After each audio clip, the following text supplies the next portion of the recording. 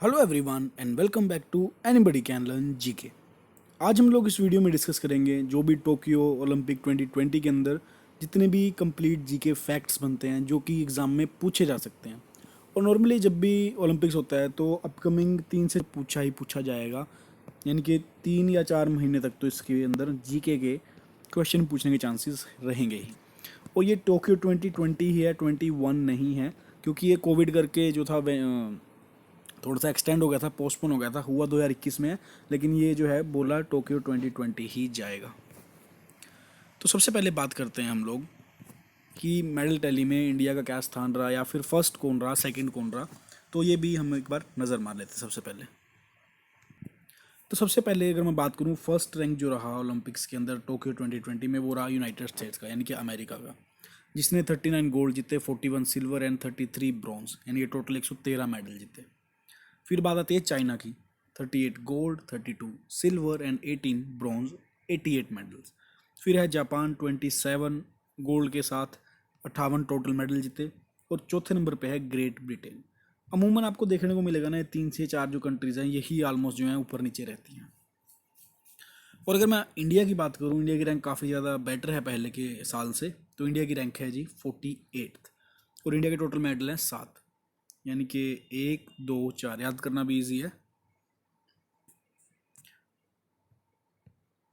काफ़ी आसान है, कोई नहीं है। 1 2 का 4, 4 2 का 1, यानी कि 1 2 4, टोटल मेडल हो गए 7। याद रखना, रैंक इंपॉर्टेंट है इंडिया का, और नंबर ऑफ मेडल्स भी। तो जो खिलाड़ी हैं जिन्होंने इसमें मेडल जीते हैं उनके बारे में नॉर्मली आपको पता ही होगा, लेकिन मैं थोड़े बहुत जीके के स्टैट्स आपको बताता रहूँगा। तो ये जो है हमारे खिलाड़ी हैं, इनके बारे में एक एक करके डिस्कस करेंगे। लेकिन उससे पहले कुछ इंपॉर्टेंट डेटा है, लाइक कि इस बार इसका मोटो क्या था। यानी कि कोई भी ओलंपिक्स होता है उसका एक डिफरेंट मोटो होता है।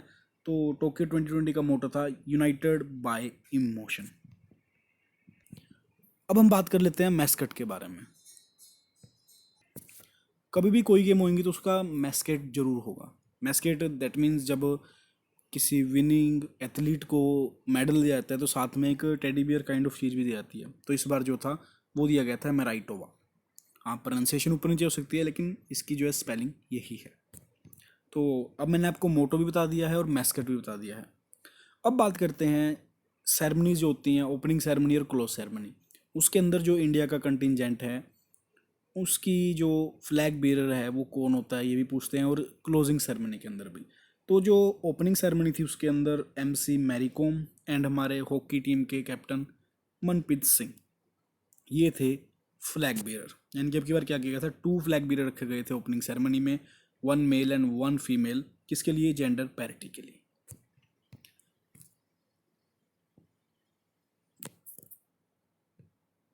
देखिए, MC मैरी कॉम और मनप्रीत सिंह जो थे अब की बार ओपनिंग सेरेमनी में फ्लैग बीरर थे। अब मैं बात करता हूँ क्लोजिंग सेरेमनी की।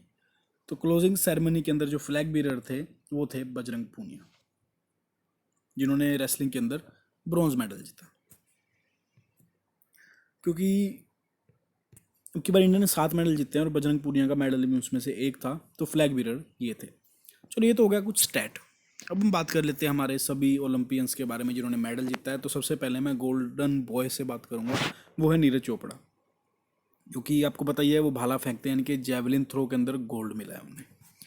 कहाँ से बिलोंग करते हैं जी? हरियाणा से बिलोंग करते हैं। तो आपको पता ही इंडियन आर्मी में सूबेदार की पोस्ट पर हैं राइट नाउ। और उन्होंने जो जेवलिन फेंका था वो फेंका था 87.58 मीटर।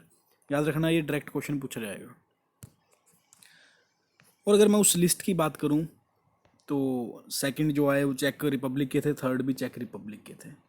ये जो है वो लिस्ट है, पहले 3 आप लोग याद रख सकते हैं। कई बार क्या होता है कि क्वेश्चन डायरेक्ट ना पूछ के ये पूछ रहता है कि उसके अंदर सेकंड कौन रहा, या फिर किसको हराया या किससे हारे। ये सब चीज़ें ध्यान रखनी पड़ेंगी हमें। तो वी जाकूब सेकंड आए थे, और वी वितेस्लाव जो थे वो थर्ड आए थे।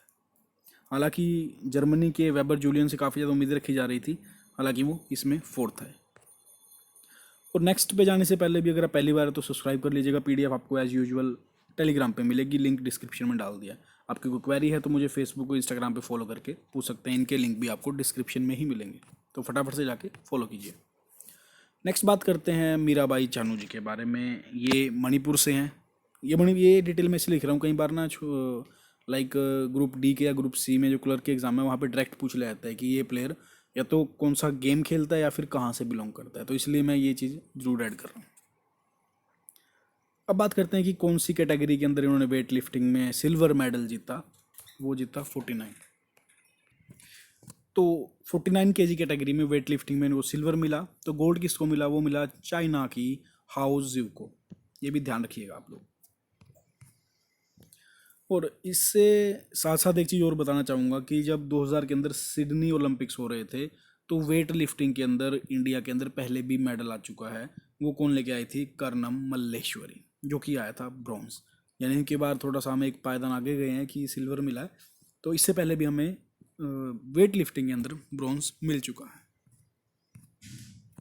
नेक्स्ट बात करेंगे रवि कुमार दहिया की, जिन्होंने रेसलिंग के अंदर सिल्वर मेडल जीता। ये इनकी कैटेगरी जो है वो 57 केजी कैटेगरी में खेले हैं ये। और इन्होंने जो फाइनल के अंदर ये हारे, ये रशिया के जोर उगेव से जो है फाइनल के अंदर हारे। अगर मैं इनसे पहले बात करूं कि रेसलिंग के अंदर किस किस ने मेडल जीता हुआ है, तो एक लिस्ट आपके अभी सामने आएगी। ये नाम याद रखिएगा जी, रशिया के जोर उगेव का। इनसे पहले 1952 हेलसिंकी जो ओलंपिक्स था उसके अंदर केडी यादव ने ब्रॉन्ज मेडल जीता हुआ है जी। सुशील कुमार ने 2008 बीजिंग के अंदर भी और लंदन के अंदर भी दो मेडल जीते हुए हैं रेसलिंग के अंदर। फिर बात करते हैं योगेश्वर दत्त 2012 के अंदर ब्रॉन्ज मेडल। फिर साक्षी मलिक, आपको बताइए लास्ट ईयर तो सिर्फ लास्ट ओलंपिक में तो 2 ही मेडल आए थे, पीवी सिंधु का और साक्षी मलिक का। तो Sakshi Malik is one of them जिन्होंने रेसलिंग के अंदर ब्रॉन्ज मेडल जीता है। उसके बाद मैं फिफ्थ नाम लूँगा वो रवि कुमार दहिया का लूँगा, और सिक्स लूँगा वो लूँगा बजरंग पूनिया का, क्योंकि वो भी रेसलिंग में ही फ्री स्टाइल रेसलिंग के अंदर उन्होंने मेडल जीता है।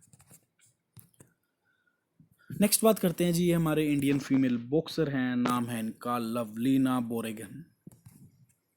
ये बिलोंग करती है असम से और उन्होंने बॉक्सिंग के अंदर जो है मेडल जीता है 69 केजी कैटेगरी के अंदर।